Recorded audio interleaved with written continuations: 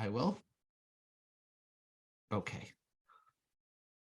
Bezras Hashem. Today's daf is Daf Daf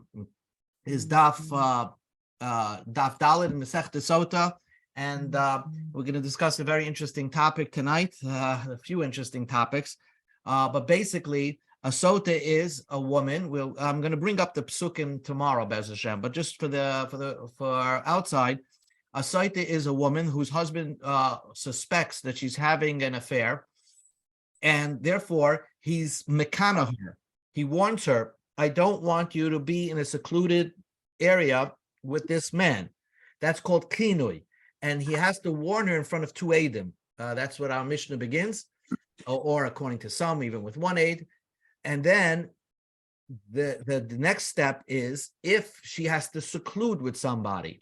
If she secludes with somebody, and Adam saw that, or even one aide saw that, then he could take her and says, now I have really to suspect that she is somebody who's an adulteress, and they would bring her to the Beis HaMikdash and make a whole procession. Until they got there, it was a big event, and they have God's name erased in special sota waters, and she drank it, and if she sinned, miraculously she would die. This is one of those dinim in the Torah where the Torah tells you that you're going to perform a miracle, because who drinks water and then all of a sudden blows up and explodes? But that's what the Torah is telling you, that if you follow this procedure, then if indeed she was an adulteress, then she would die, and even the adulterer who she had an affair with would also die. So the Gemara says like this. Let's just be the Tana Rabbanim. Now, okay, 2 lines from the bottom of Daf Gimel Amud Beis. Okay, so the Gemara says like this: Tana Rabbanim, the rabbis taught, Ezuhu Eidus Rishayna. What is called the witnesses that you need for the first time? That means the first type of witnesses, Zu Eidus Stira. We need witnesses, 2 witnesses, to see that she was secluding with the man that her husband warned her about. Eidus Acharayna means there's a possibility that she's a for sure site. In other words, the Eidus, the last witnesses, Zu Eidus Tuma, that if in case there were witnesses, even just one witness, that saw her actually have a sexual relationship, intercourse with the boil, so then she wouldn't drink the Saita waters because it's not a doubt anymore. So that's called Eidus Tuma. With Eidus Tuma, normally to aser a woman to her husband, you probably would need 2. Here, because she was already a Saita, that means her husband warned her not to seclude with this person. And she secluded with this person, and one person peeked through the window and saw them actually doing it, that would aser her to her husband. She would not drink the Saita waters. But if 2 people saw her just seclude, but nobody saw her do it with this guy, then she would drink the Saita waters. And the people that see her secluding with this person is called Eidus Stira. Okay? Now, the Gemara's question is like this. It's a fascinating question, and you'll see there are 8 different opinions in the Heilige Tanoim, and that is, how fast could a person do sexual intercourse when you're under the gun? What the average is, I don't know. Maybe it's like actual intercourse, maybe 1 to 10 minutes. But here, because the adulterer and herself are they want to do it very fast. In order for stira to be considered to be a stira, a seclusion with the guy, you have to have a sex within that period of time that Chazal said, that they potentially secluded for that period of time, where you can accuse her that perhaps she had relations with this guy. So the Gemara's question is, V'kama shir stira? How fast is this the stira? Means how long does she have to be secluded with the guy in order to be called a soita? Now the question is, in order to be called a soita, you have to be secluded with the guy to be able to do it. If you're secluded for 1 second with the guy, that's not going to make her a soita. So the Gemara says, Kedei Tuma, as enough to be metama her, kedei be enough to her to have relations, kedei ha'ara, enough that he was able to begin penetration in her. And what is that shear? Kedei hakafas dekel. That is enough time, whatever it takes for a person to go around a palm tree. Maybe it takes you 4 seconds to go around the palm tree. That's the shear. Divrei Rabbi Shmuel, so says Rabbi Shmuel. Rabbi Lazar says kedei mizigas cup. It's enough to pour water into wine, into like wine concentrate to dilute it. So I don't know what it takes to pour a little water. That's the amount of time. Rabbi Yeshua says kedei l'shtoisai. It's enough. The shear is to drink the wine, whatever it takes to drink. Maybe it takes a little bit longer to drink wine because you're not drinking it at once. Why aren't they using actual time? Why are they using this? Because when did they invent the watch? I don't know. In the time of Chazal, they didn't have the watch. So they had to give known times that people and activities that people perform. And this is what it is. So Ben Azai gives you an example. He thinks it's kedei litzlois beya, the amount of time it takes you to crack open an egg, and I'm adding cracking open an egg, but to roast an egg on fire. Rabbi Akiva says kedei legoima, to swallow that egg. Rabbi Yehuda ben Meseira, Rabbi Yehuda says is kedei legmaya sholish beitzim zuachazu. It's the amount of time to swallow 3 eggs one after another. I think what you see is that they're going longer and longer. Period. So Rabbi Lazar ben Yirmiyah it's a little bit more. Kedei likshar gardi nima, like a weaver can tie a knot on a cloak that has 2 strings hanging. It's almost like a surgical knot, whatever it takes for a surgeon to do that. Hanan ben Pinchas says, kedei shetoisha yodel usech pilos litel kesam. It's the time that a woman who's very meticulous and dexterous with her hand could take a piece of wood that's stuck in her mouth, between her teeth, I guess. Playma says,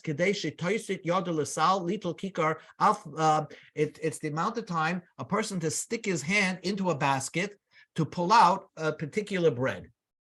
Now, so I don't know, maybe it varies, I guess, from the Gemara. It seems it varies like from 4 seconds to about, let's say, like a minute.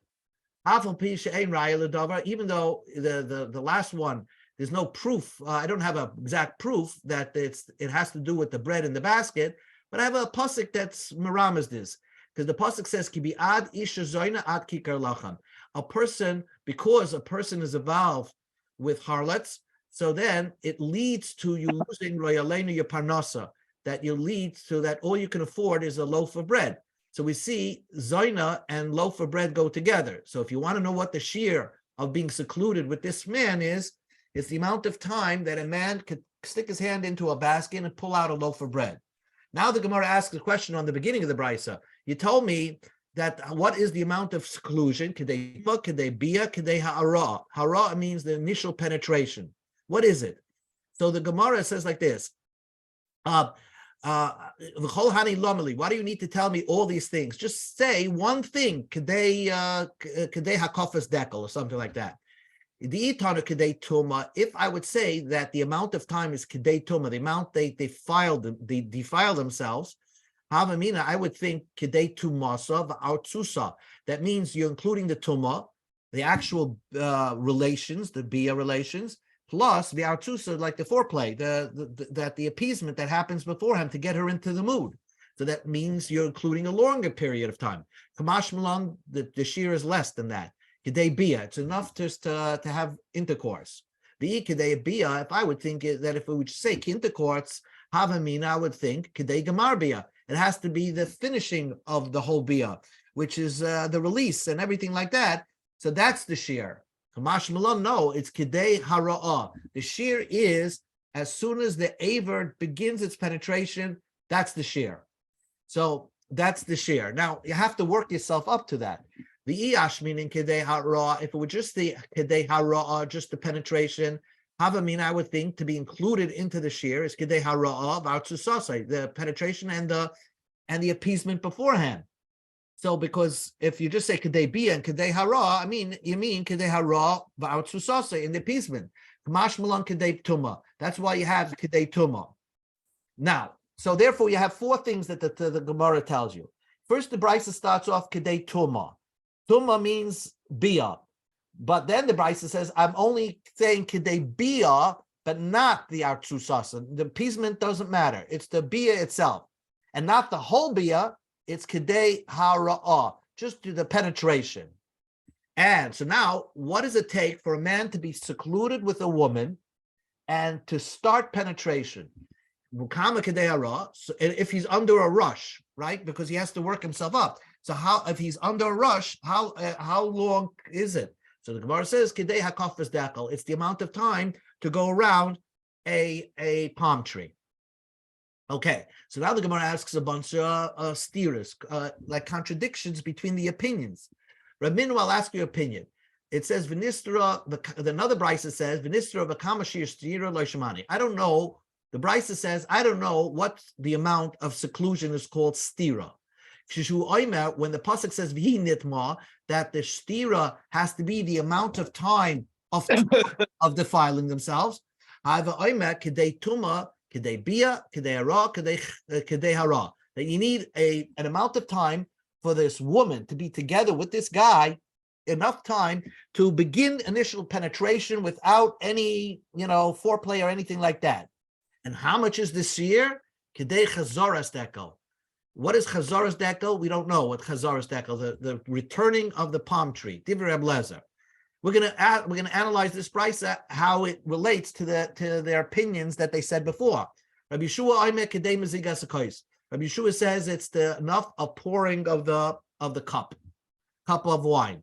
Is diluting a cup of wine, which you're just basically pouring water in like wine syrup.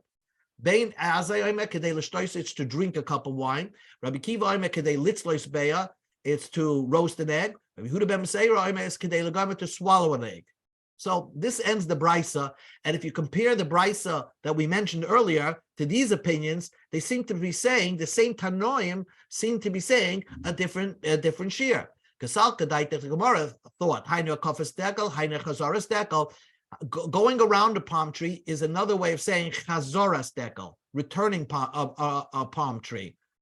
So the question is, who's the first time in the brisa? Rabbi Eliezer, and here. Hassam, in the first brisa, Amar Rabbi Shmuel, it was Rabbi Shmuel who said, Kedei hakafas dekel, to go around the palm tree. So Rabbi Shmuel says going around the palm tree. Upalig Rabbi Lezer alei. And over there in the first brisa, Rabbi Lezer argued against Rabbi Shmuel and says, no, you need a longer period of, maybe a shorter period of time. So why did Rabbi Lezer say, Kedei chazaras dekel, not going around the palm tree? So what does that mean? And Hacha Amar Rabbi Laza Kedei Chazaras Dekel, he seems to agree it. In the previous brisa, he argued against that shear, and in this brisa, he seems to agree with the shear because Chazaras Dekel and Hakafas Dekel are one and the same, going around a palm tree. Amar Abaya, no, they're two different things. And actually, going around a palm tree, walking around the palm tree takes a long time, a longer period of time, because you're going around Hakafas Beregel with your feet. Chazara, the returning of the palm tree, means the palm tree swayed in the air, baruach, in the air. It swayed in the air. So what does that mean, swaying in the air? Boy Ravashi, Chazar barucha. What does it mean if a palm tree sways in the air? It goes back and forth. It means it goes back and forth. Just it goes back and forth, and then it straightens out. So it's a little bit longer. So imagine a palm tree that just blows one direction in the wind, comes back in the other direction. We're not sure if it needs to come back to center. So the Gemara, that's the Gemara's question. The Gemara remains by that question, but that is closed parentheses. The point is that Rabbi Eliezer's opinion is, in the brisa, if you want to understand, Kedei Chazaras Dekel does not mean going around the palm tree. It means the palm tree swaying in the air. So now the Gemara asks, okay, if Rabbi Eliezer said it's the shear of bia, the shear of penetration, and if you're under the gun, is the swaying of a palm tree, well, Hassam Amar Rabbi Eliezer, in the first brisa, Rabbi Eliezer says, Kedei mezigas hakos. It's the amount of time to pour a cup of wine.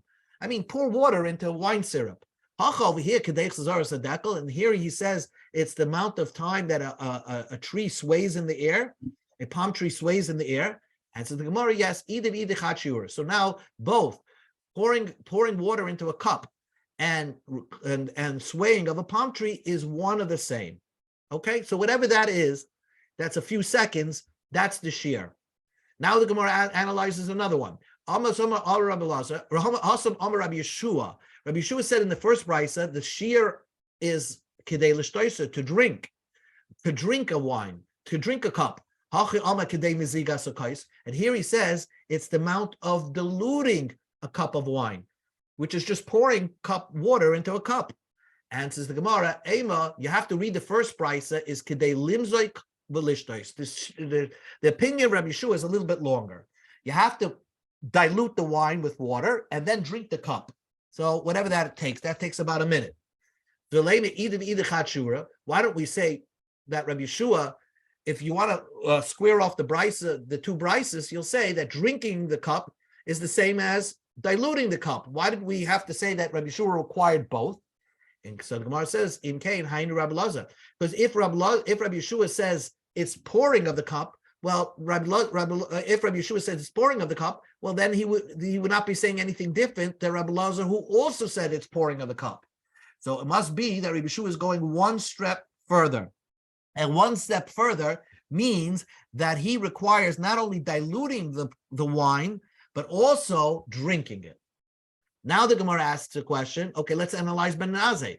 Hasam Oma Ben Azai, over there in the previous brisa, Ben Azai says kedei litzleisbei. It's the amount of time to roast an egg. And Hacha Oma kedei l'shtoisa. And over here he says is to drink the cup of wine. So what is it?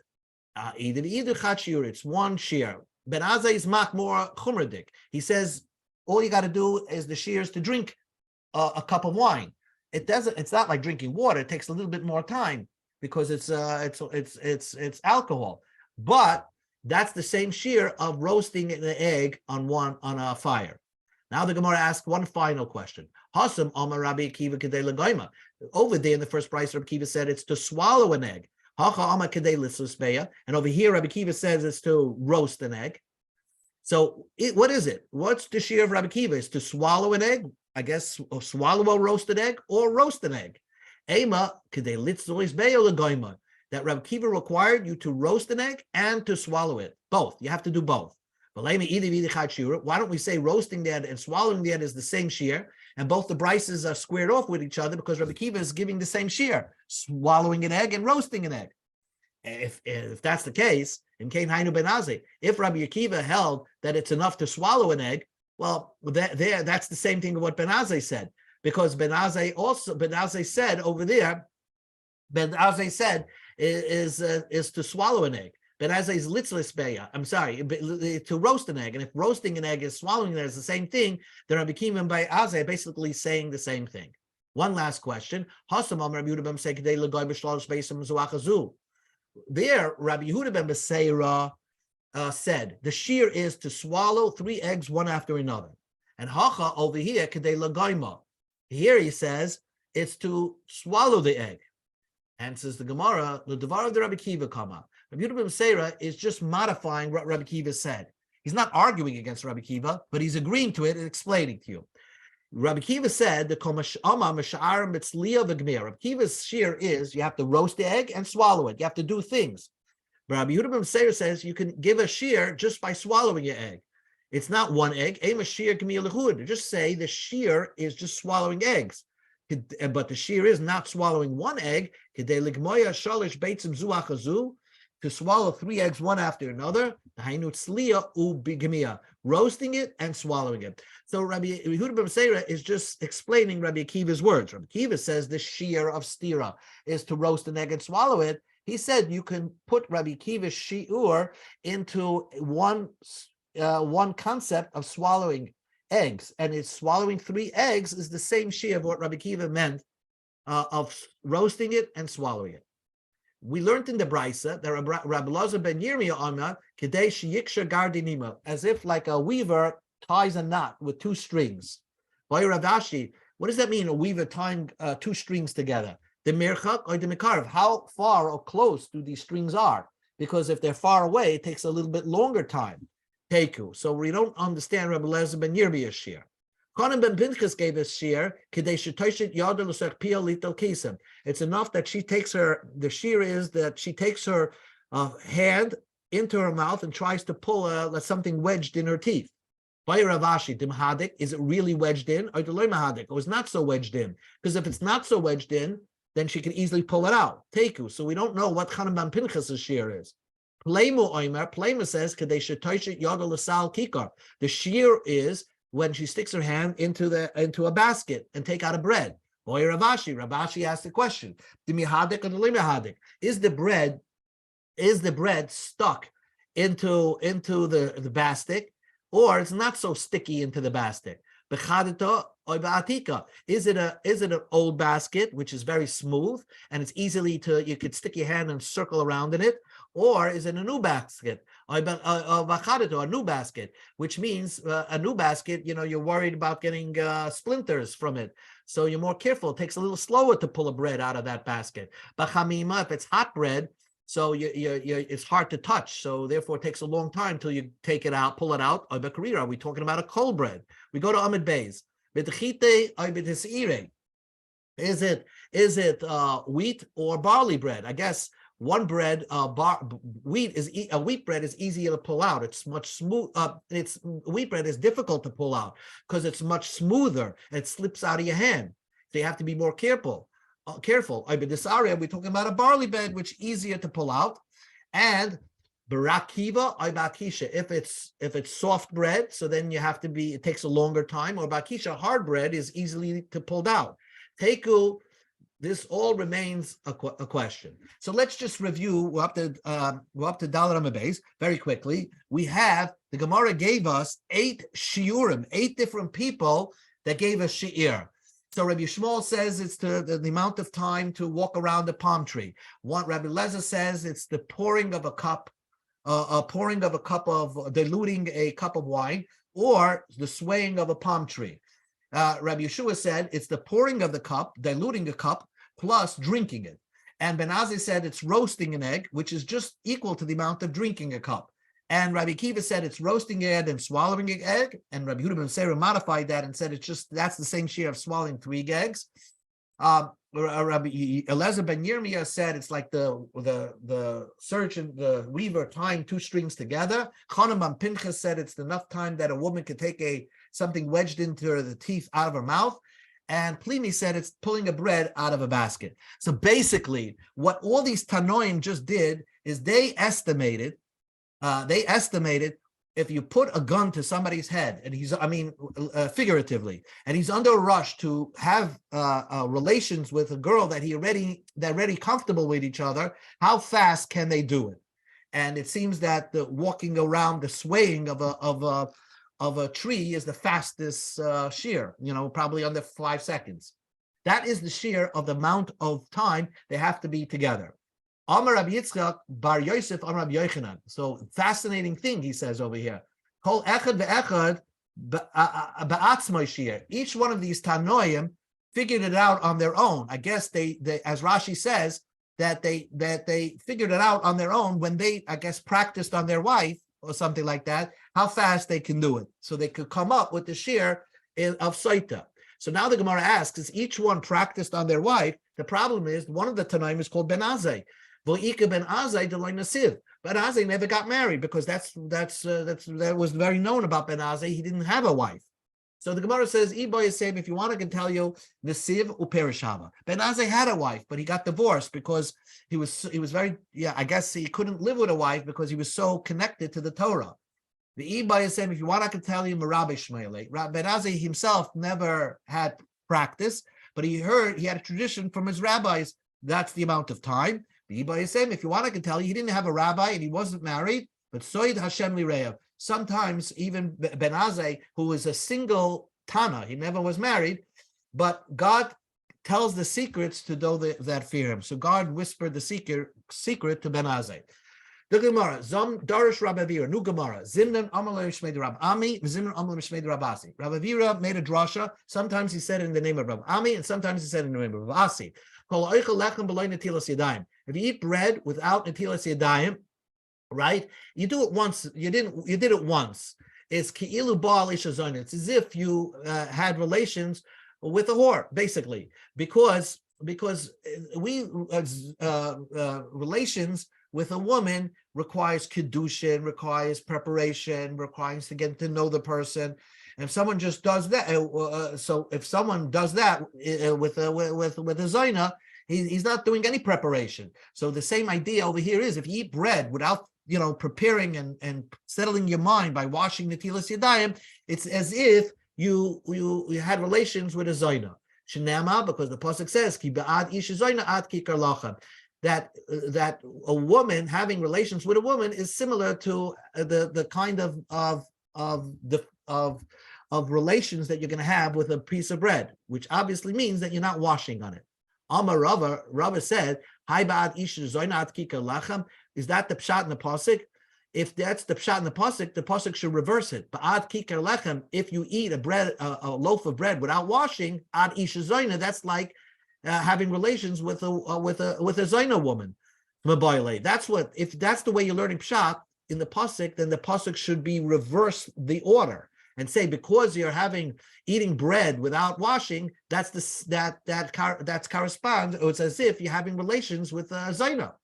Ella Amar Rava said that the pasuk is teaching me the basic pshat in the pasuk is ba'ad ish zayna ba'ad kikar lachem, because of a whore, a person who's mizana, so then he loses his parnasa, Rahman al-Tzan. Kol haba al isha zayna, lo yaleinu, a person is mizana with an isha zayna, the soif mevakesh kikar lachem. In the end, he could lose his parnasa. They're one and the same, related. Amrab Zeik Rika Amrab Lazar.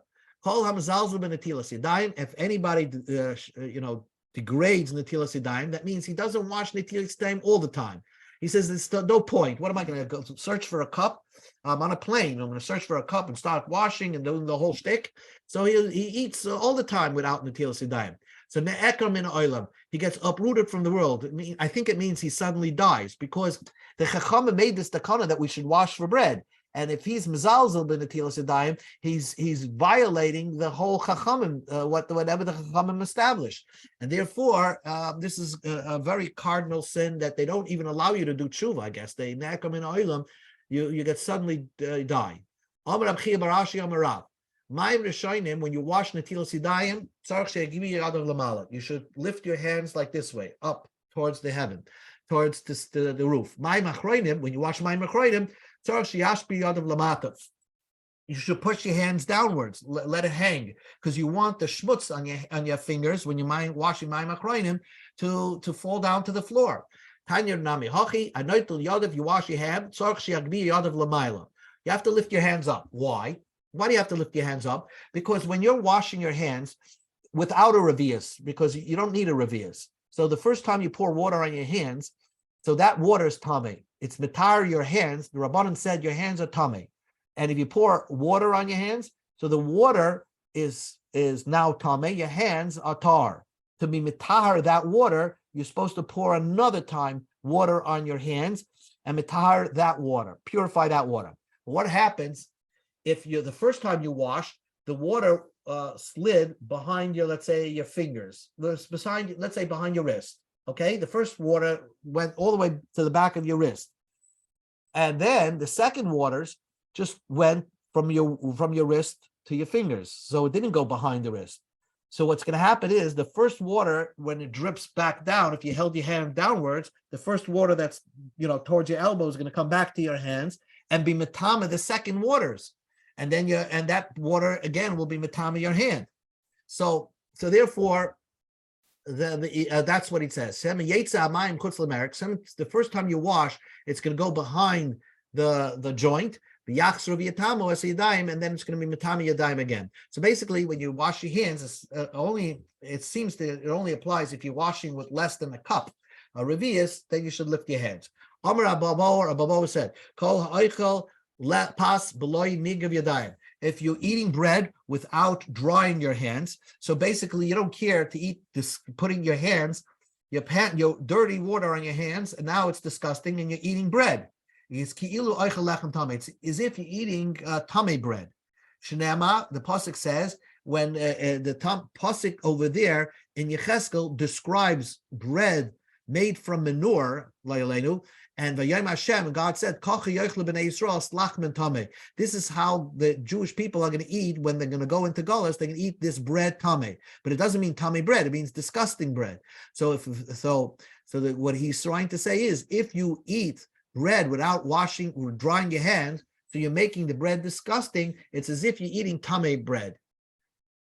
The Gemara says, "My ve'eshes nefesh yakara totzid." One last piece that the pasuk ends off, "Ba'ad isha lechem, ba'ad isha zayin, ba'ad kikar lechem." And if a person with an eshes ish who has relations with a married woman, nefesh yakara totzid, it captures, right? It captures a precious soul. Amar Abchia, Amar Barabba, Amar Yochanan. A person has an inflated ego, so he's not aware of the truth about himself. So he always thinks that he can go to the line and he's not going to cross it, because a person has an ego. He doesn't see the truth about himself.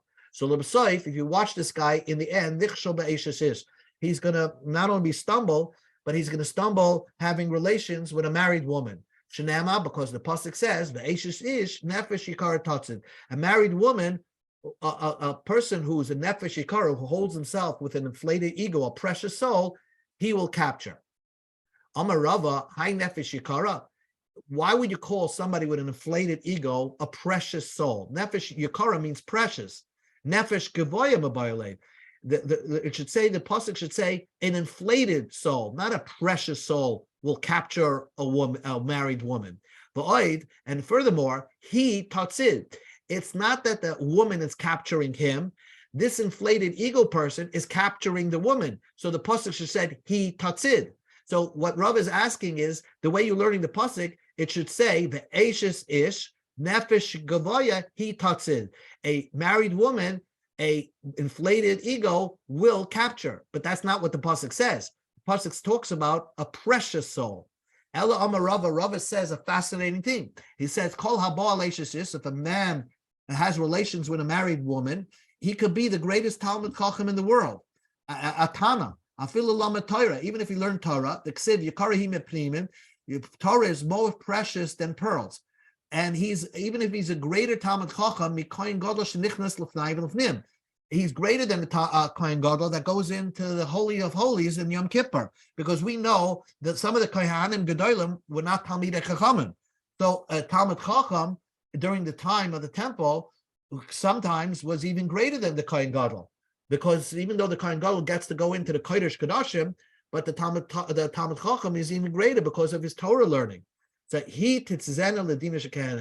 he succumbed to Mizana with Ashes Ish, even though he's greater than the Kohen Gadol, who brings about kapara, Kohen Gadol brings about kapara just by the clothing that he wears, so the Talmud Chacham is even greater than that, he will be caught and not escape the punishment of Gehenna. In other words, he has a long road ahead to do tshuva. And finally, the Gemara goes into the fact of what happens when a person has an inflated ego. So the Gemara says, "Kol odom sheyesh by agasos ruach." If a person has an inflated ego, it's as if he's worshiping idols. Well, you can see about that, because when a person worships idols, it's like almost like a person who does drugs. So they're hallucinating; they don't see reality. So that is the similarity between somebody who has an inflated ego. It's as if he's worshiping idols. God is disgusted. In Mishlei, it says God is disgusted with somebody who has an inflated ego. It says by don't bring this disgusting thing into your house. Rabbi Yochanan himself says, if you have an inflated ego, you're denying the existence of God. Shnema, your heart will be heightened, lifted, and then you forget there is a God that runs the world. It's as if you Cain, the Torah considers as if you mazana with all the arayas, with all the prohibited relations.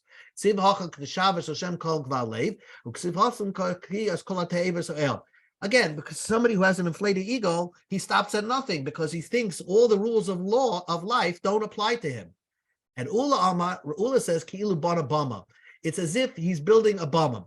A bama was a type of mizbeach, normally, that you were not allowed to, there was times that you were permitted to do it, but most of the time you were not allowed to build a private mizbeach in your backyard.